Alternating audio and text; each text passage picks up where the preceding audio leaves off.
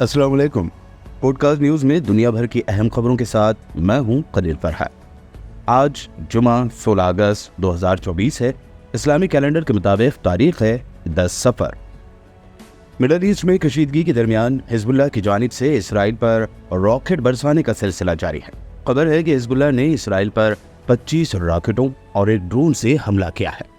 हालांकि इस हमले में हमेशा की तरह इसराइल को कोई जानी नुकसान नहीं हुआ, ताहम कई इलाकों में मलबा गिरने से नुकसान हुआ है, जबकि इसराइल के मकबूजा इलाके शामीर में गिरने वाले रॉकेटों से जंगल में आग भड़क उठी। हिजबुल्लाह का कहना है कि अल अब्बासिया पर इसराइली हमलों का बदला लेने के लिए उसने ये हमला किया है। हमास के साबिक सरबराह इस्माइल हानिया को तेहरान में कत्ल कर देने के बाद से ये खबरें सामने आने लगी थी कि ईरान फौरी इसराइल पर हमला कर देगा, लेकिन करीब 15 दिन गुजर चुके हैं, ईरान की जानिब से कोई हमला नहीं किया गया। वहीं अमेरिकी सदर जो बाइडन ने ये कह दिया है कि ईरान इसराइल पर हमला नहीं करेगा। अब इस मामले में अमेरिकी खुफिया एजेंसी ने अलग बयान दिया है।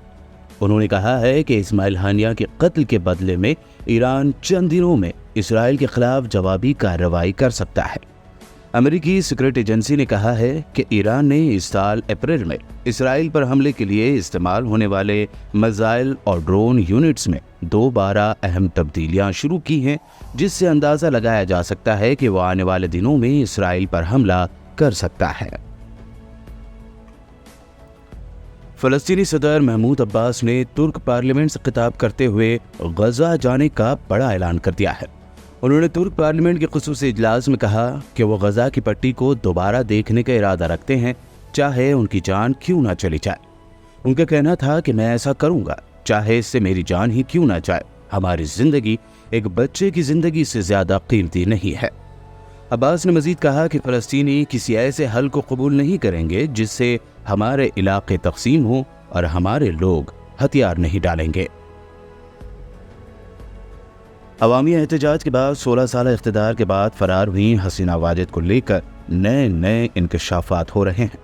अब हसीना वाजिद की आईना घर नामी एक खुफिया जेल का इंकशाफ हुआ है, जहां वो अपने मुखालिफिन को कैद रखती थी।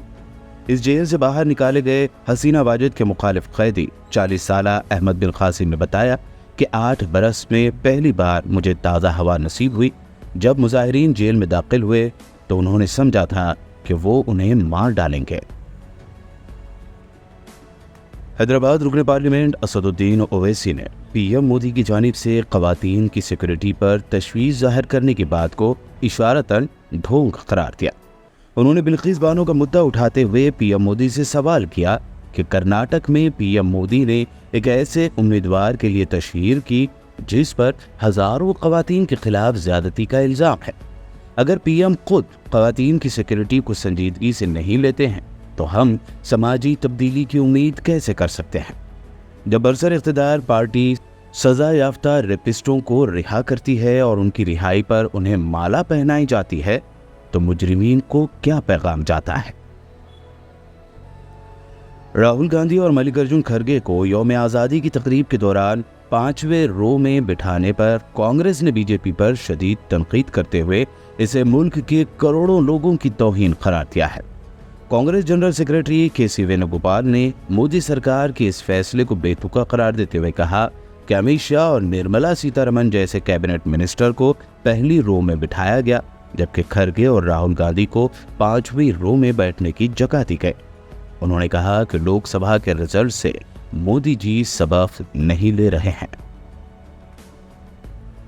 कोलकाता के आरजी कर मेडिकल कॉलेज और अस्पताल में एहतजाज के दौरान तोड़फोड़ के पीछे वेस्ट बंगाल की चीफ मिनिस्टर ममता बनर्जी ने वाम और राम यानी कम्युनिस्ट पार्टियों और भाजपा का हाथ बताया है।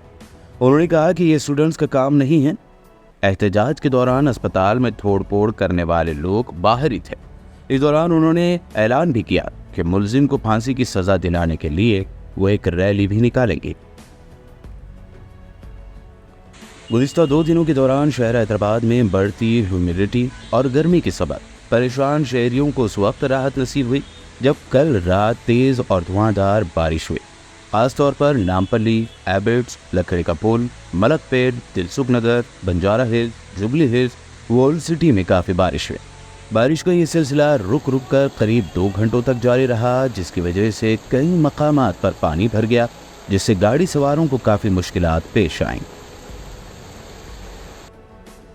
تلنگانہ کے چیف منسٹر ریونت ریڈی جمعرات کی شام دلی کے لیے روانہ ہو گئے ہیں، جہاں وہ AICC کے اعلیٰ قائدین کے ساتھ تائیوان کی معروف الیکٹرانک کمپنی فاکس کان کے نمائندوں سے بھی ملاقات کریں گے۔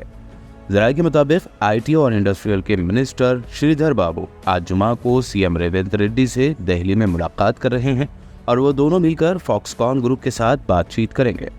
امکان ہے کہ حیدرآباد میں $400 ملین تک کے انویسٹمنٹ کے لیے فاکس کان کمپنی کے ساتھ ایگریمنٹ کیا جا سکتا ہے۔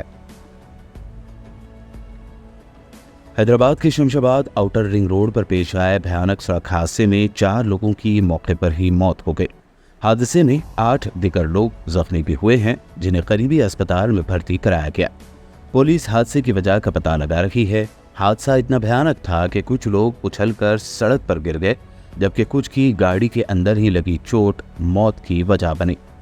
یہ حادثہ ایک بے قابو بلینوکار اور طوفان گاڑی کے درمیان ٹکر ہونے سے پیش آیا۔